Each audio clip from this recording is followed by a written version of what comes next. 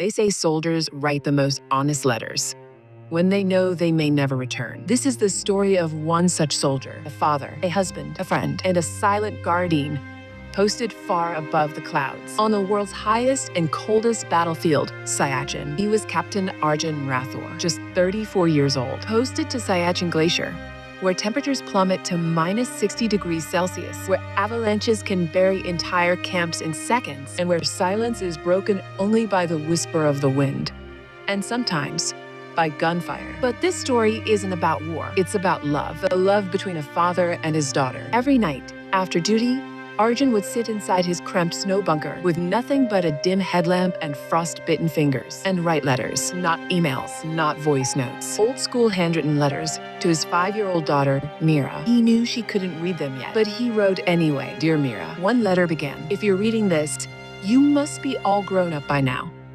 Maybe taller than Mom. The letters were never sent. He had planned to hand them over himself, one by one, every birthday. But fate had other plans. On the 14th of February, a massive avalanche struck his post. It was sudden and brutal. 8 soldiers were buried under 35 feet of snow. Rescue efforts lasted 5 days. Only 2 were found alive. Captain Arjun wasn't one of them. The news reached his family in Jaipur. His wife, Ananya, was silent for hours. Mira, too young to understand, asked, "Will Papa bring me chocolates when he comes back?" A few weeks later, when Arjun's belongings were returned from the base, Ananya found a small wooden box. Inside, carefully stacked and preserved in Ziploc covers, were 37 letters, all addressed to Mira. Each letter was a window into his world. The biting cold, the long patrols, the snow that never melted, and the friendships formed over shared cups of tea at 18,000 feet. But more than anything, they were filled with warmth. In one letter, he wrote, "Today, we celebrated Diwali with a single candle and a piece of chocolate. No fireworks,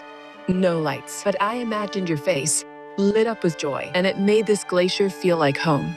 For a moment. In another, Mira, always remember, courage isn't about fighting. It's about standing tall, even when you're scared. Like when you went into the pool without your floaties that day. I was proud of you then. I'm proud of you always. And then there was this one, the final letter, dated just a day before the avalanche. Tomorrow is Valentine's Day. Soldiers don't get roses, but we have memories. I carry yours in my chest pocket, close to my heart. You won't understand this now, but every moment here is a reminder of what I'm protecting. Not flags, not borders, but futures like yours. Years passed. Mira grew up, reading those letters over and over again. Each word stitched into her heart like embroidery. Each line, a gentle reminder that though her father was gone, his love would never fade. Today, she's 22, a literature student, and every year on her birthday, she reads one letter out loud to feel his voice, to hear his laugh, to hold on just a little longer. They say the bravest stories are the ones never told, but sometimes they're found in letters, in memories, in ink smudged by snow and time.